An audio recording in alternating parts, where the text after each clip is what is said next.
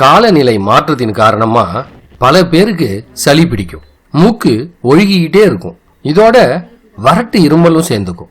இந்த சளியையும் வறட்டு இருமலையும் போக்குறதுக்கு கஷாயம் ஒன்று இருக்கு. இதை எப்படி செய்யறது அப்படின்னு இப்ப பார்க்கலாம். இது வரைக்கும் எங்க சேனலை சப்ஸ்கிரைப் பண்ணாதவங்க மறக்காம சப்ஸ்கிரைப் பண்ணுங்க. பக்கத்தில் இருக்க பெல் சிம்பலையும் கிளிக் பண்ண மறந்துடாதீங்க. இதுக்கு என்னென்ன தேவை? தூதுவளை இலை ஒரு 5-6, இஞ்சி ஒரு துண்டு, ஜீரகம் ஒரு ஸ்பூன், மிளகு ஒரு 1/2 ஸ்பூன், பனங்கல்கண்டு தேவையான அளவு.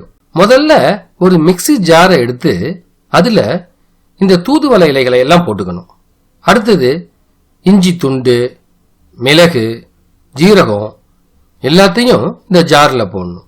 இப்ப கொஞ்சம் தண்ணியை விட்டு இதை மிக்சியில போட்டு நல்லா அரைச்சுக்கணும். இந்த அரைச்ச சாரை ஒரு பாத்திரத்தை அடுப்புல வச்சு அதுல ஊத்திக்கணும்.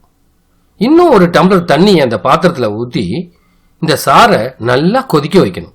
இது நல்லா கொதிச்ச உடனே ஹீட்டை குறைச்சி வச்சு ஒரு 5 நிமிஷம் அடுப்புலயே வச்சிடணும்.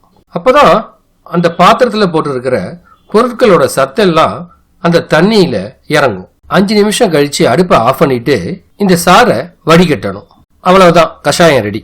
இதுல சுவைக்காக கொஞ்சம் பனங்கற்கண்டை சேர்த்துக்கலாம். இந்த கஷாயத்தை எப்படி சாப்பிடுறதுன்னா, சளி பிடிச்சிருக்கிற நேரங்கள்ல காலையிலேயும் மாலையிலேயும் குடிச்சா போதும், இருமல் குறைய ஆரம்பிச்சிடும். நெஞ்சில உள்ள சளி வியர்வை மூலமாவும் மலத்தின் வழியாவும் உடம்புல இருந்து வெளியேறிடும். சளிக்காக கண்ட மாத்திரைகளை வாங்கி சாப்பிடாம எளிமையான இந்த முறையை செஞ்சு பாருங்க. எந்த விதமான பக்க விளைவுகளும் இருக்காது.